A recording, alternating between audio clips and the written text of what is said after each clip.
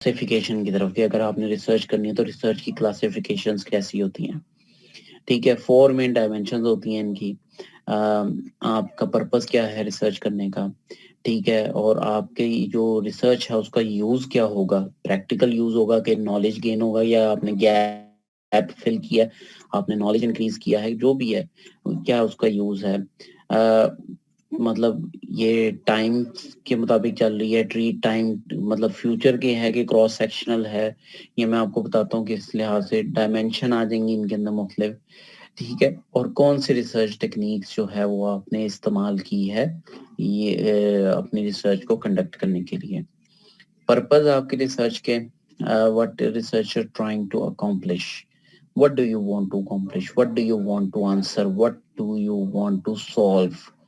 जितना आपका बड़ा ऑब्जेक्टिव होगा, जितना आपका हो सकता है आपका ऑब्जेक्टिव हो मैं पॉवर्टी खत्म करना चाह रहा हूँ मुल्क से, किसी का ऑब्जेक्टिव होगा बैगिंग खत्म करना चाह रहा हूँ, उससे रिलेटेड फैक्टर्स को ढूंढना शुरू करेगा। तो पर्पस क्या है रिसर्च का, एक्सप्लोरेटरी है, फॉर्मुलेटिव है, एक्सप्लोर कर रहे हो किसी चीज को, किसी फील्ड को एक्सप्लोर कर रहे हो, फॉर्मुलेट कर रहे हो, किसी ऑलरेडी अवेलेबल चीज की डिस्क्रिप्शन बयान कर रहे हो, करेक्टरिस्टिक्स बयान कर रहे हो, करेक्टरिस्टिक्स पे काम कर रहे हो आप। ठीक है, किसी किसी टॉपिक को एक एक्सप्लेनेटरी रिसर्च कर रहे हो। ठीक है, एक्सप्लोर का मतलब होता है एक नए तरीके से एक्सप्लोर करना, एक टॉपिक को एक टॉपिक के ऊपर नया काम करना, नॉवल रिसर्च जिसको कहते हैं। डिस्क्रिप्टिव एंड एक्सप्लेनेटरी रिसर्च जो है वो एक किस्म की सेकेंडरी रिसर्च होती है, ऑलरेडी टॉपिक्स स्टैब्लिश होते हैं, उसके ऊपर आप जो है वो एनालिसिस करते हो सकता है कोई टॉपिक कोई रिसर्च बाहर के मुल्क हो चुकी हो, सेम कंडीशंस में आप उन सेम रिसर्च को पकड़ोगे और सेम रिसर्च डिजाइन को पाकिस्तान पे इम्प्लीमेंट कर दोगे, वो डिस्क्रिप्टिव एंड एक्सप्लेनेटरी रिसर्च हो जाएगी। ठीक है, स्टडीज कैन बी मल्टीपर्पज, उसके अंदर काफी आपके पास पर्पजेस आ सकते हैं। एक्सप्लोरेटरी रिसर्च ये नेशनल रिसर्च होती है, नोवल रिसर्च होती है, conducted to clarify and define the nature of the problem, exploring a new topic, नए टॉपिक को आप एक्सप्लोर करोगे। It's very tough to do but it can happen. ठीक है, specifically there could be number of goals to of exploratory, और definitely it's the magic, तो आप वो मैजिक को क्रिएट करेंगे इसके अंदर। ठीक है, जरा अजान हो जाए, अजान के बाद मैं आपको आगे फर्दर जो है वो बताता हूँ। So what are the goal of exploratory research? Exploratory research, when we explore the novel topic, you have to become familiar or develop a well-grounded picture of the situation. This is the first objective goal of exploratory research. Then when you explore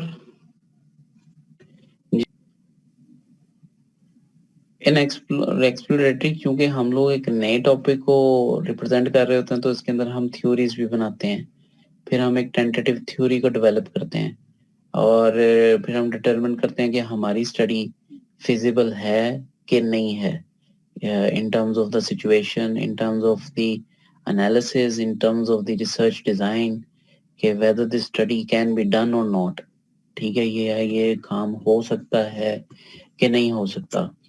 तो ये feasibility of the study बनाना भी एक important factor होता है। Formulate questions and refine issues for more systematic inquiry. इस exploratory research के अंदर हम लोग नए सिरे से क्वेश्चनर्स बनाते हैं, ताकि चूंकि टॉपिक बिल्कुल नया होता है, नॉवल स्टडी होती है, तो उसके अंदर क्वेश्चंस भी नए बनते हैं, और क्वेश्चंस करके फिर हम लोग इश्यूज को रिफाइन करते हैं, और फिर उनकी जो है हम इंक्वायरी करते हैं इस रिसर्च में, एक्सप्लोरेटरी रिसर्च में।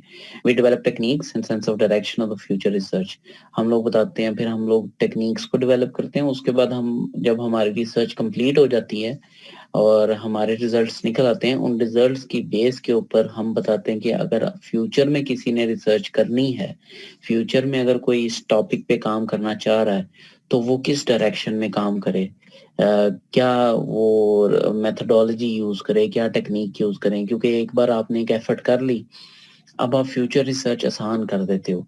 जब आप फ्यूचर रिसर्च आसान कर देते हो, और ये एक चीज इतनी इंपॉर्टेंट है रिसर्च की फील्ड में, एकेडमिशियंस में, कि वो जब एक बहुत अच्छी रिसर्च करते हैं तो उसके रिसर्च को फ्यूचर के अंदर फॉलो किया जाता है। न्यूटन के 3 लॉज जो हैं वो इतने ज्यादा सिग्निफिकेंट हैं कि वो लॉज जो हैं उनको यूज करके फ्यूचर की थ्योरीज बनी हैं। लोगों ने उन लॉज को इस्तेमाल किया और उसकी बेस के ऊपर नई थ्योरीज बनाई। ठीक है।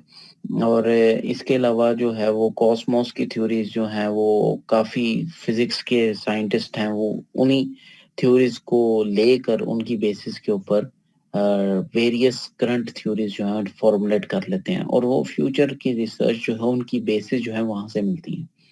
हम मैनेजमेंट के स्टूडेंट्स हैं, आप बिजनेस के, मैं फाइनेंस का स्टूडेंट हूँ। अब मैं जब रिसर्च करता हूँ तो मेरा मोस्टली जो फेवरेट टॉपिक है दैट इज रिस्क मैनेजमेंट। और रिस्क के अंदर मैं मोस्टली देखता हूँ वेरिएंस। और जब मैं वेरिएंस देखता हूँ तो वेरिएंस के लिए मैं उसकी शाख ढूंढता हूँ कि स्टॉक मार्केट में वेरिएंस को सबसे पहले स्टडी किसने किया था। तो जब मैं स्टडी देखता हूँ तो सबसे पहले स्टडी की थी मार्कोविट्स ने 1952 में। 1952 में मार्कोविट्स ने वेरिएंस को कंपेयर किया था विद मीन। और उसकी बेस पे उसने पोर्टफोलियोज बनाए थे। उन्होंने कहा था जिनका वेरिएंस कम हो और रिटर्न ज्यादा हो वो बहुत बेहतरीन किस्म के आपके पोर्टफोलियोज होते हैं। ठीक है। तो मतलब जिन ऐसे पोर्टफोलियो जिनका रिस्क मिनिमम हो और रिटर्न मैक्सिमम हो वो पोर्टफोलियोज जो है वो बेस्ट टू इन्वेस्ट होते हैं। तो इसी तरह फ्यूचर में स्टडीज बढ़ती गई। आप एक स्टडी पढ़ते हो, आप फाइनेंशियल मैनेजमेंट अगर आपने पढ़ी है तो उसके अंदर आपने एक थ्योरी पढ़ते हो कैपम model, capital asset pricing model. ये भी मॉडल 1964 में बनाया गया। 1965 में शार्प, लिटनर एंड ब्लैक ने डेवलप किया ये मॉडल। और ये जो मॉडल डेवलप किया जो हम आज अपनी बुक्स में पढ़ते हैं ये मॉडल डेवलप हुआ है मार्कोविट्स की थ्योरी के बेस के ऊपर। तो मार्कोविट्स ने पहले एक्सप्लोर किया इस फील्ड को। मार्कोविट की एक्सप्लोरेशन के बाद जाकर लोगों ने उस थ्योरी के ऊपर एनालिसिस किया, फिर उन्होंने डिस्क्रिप्टिव एनालिसिस किए, उन्होंने एक्सप्लेनेटरी एनालिसिस किए। तो सेकंड टाइप ऑफ रिसर्च आ जाती है हमारे पास descriptive research. Research design to describe characteristics of the phenomenon under study. Descriptive characteristics, कोई भी आपने टॉपिक लेना हो, कोई भी आपने सिचुएशन को देखना, उसके करेक्टरिस्टिक्स को बस आप क्या कर देते हो उसके ऊपर रिसर्च कर लेते हो। और ये डिस्क्रिप्टिव रिसर्च होती है, उसके करेक्टरिस्टिक्स बयान कर देते हो किसी भी फिनोमेनन के। ठीक है। आप पाकिस्तान की साख्त बयान करते हैं, उसके डिस्क्रिप्शंस बयान करते हैं। और कई ज्यादा स्टडीज हैं कि उसके जी लेफ्ट साइड पे कौन सा मुल्क होता है, राइट साइड पे उसकी तजारत कितनी ज्यादा, तजारत एक्सपोर्ट्स कितनी है, इम्पोर्ट कितनी है। ये मुल्क है, इसकी मुख्तलिफ करेक्टरिस्टिक्स को आप डिस्कस कर रहे हो। ठीक है। ऑयल प्रोडक्शन कितनी है, गैस प्रोडक्शन कितनी है, ये सारी चीजें आप इस मुल्क की करेक्टरिस्टिक्स को बयान कर रहे हो। वो रिसर्च हो जाती है। ये तो डाटा कलेक्ट कर रहे हो ना, अब यहाँ से इंटरप्रिटेशन जब आप निकालोगे, मुख्तलिफ इंटरप्रिटेशन करोगे तो वो डिस्क्रिप्टिव रिसर्च हो जाएगी। रिसर्च तब होगी जब आपने जो करेक्टरिस्टिक्स बयान किए हैं उन करेक्टरिस्टिक्स से आप इन्फ्रेंसेस भी ड्रॉ कर रहे हो। ठीक है। डायग्नोस्टिक्स ना डायग्नोज करते हैं। ठीक है। अब आपको डिस्क्रिप्टिव एनालिसिस है, एक बंदा जाता है जाके कहता है मेरा लिपिड प्रोफाइल कर दें। अब आपके से ब्लड ले लेंगे और ब्लड कर लेने के बाद वो जो है वो डायग्नोज करेंगे कि इसके जो है, अब वो जो मॉडल हैं बेसिकली, वो मेथड है, वो टेक्निक्स हैं। वो टेक्निक्स उस पे अप्लाई करते हैं। टेक्निक्स करने के बाद आपकी मुख्तलिफ करेक्टरिस्टिक्स को चेक किया जाता है और आपको डायग्नोज किया जाता है कि इसके लिवर में कोई इशू तो नहीं है। तो डायग्नोस्टिक एनालिसिस इसके अंदर मोस्टली किए जाते हैं। स्पेसिफिक गोल्स कैन बी, अब goals of descriptive research basically आपको लेस स्ट्रॉन्ग नजर आ रही है लेकिन इसके ऊपर भी बहुत ज्यादा काम होता है। तो अगर आप में से कोई बच्चा अगर टॉपिक ऐसा सिलेक्ट करता है जो डिस्क्रिप्टिव रिसर्च है, I have no problem with that, वो बिल्कुल बहुत ही सही रिसर्च कर रहा है। तो डिस्क्राइब करता है किसी सिचुएशन को, करेक्टरिस्टिक्स को, accurate profile of the group provide करता है, give the verbal and numerical picture of the situation, present basic background information, उसकी बैकग्राउंड इंफॉर्मेशन पहले की सिचुएशन में था, आप किस जिस तरह आप जीडीपी की सिचुएशन देख लें, इन्फ्लेशन की सिचुएशन देख लें।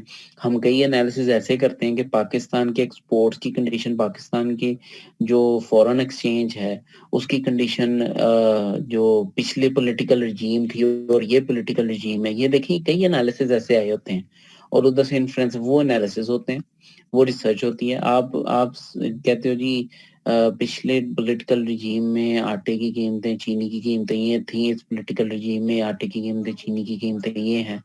जब आप ये एनालिसिस करते हो उसके बाद उसमें से मुख्तलिफ इन्फ्रेंसेस ड्रॉ करके आप बयान करते हो। कुछ लोग डिफरेंट इन्फ्रेंसेस ड्रॉ करते हैं, आप डिफरेंट इन्फ्रेंसेस ड्रॉ करते हो, आप अपनी रिसर्च बयान करते हो, वो अपनी रिसर्च बयान करते हैं, तो ये डिस्क्रिप्टिव में आ जाता है।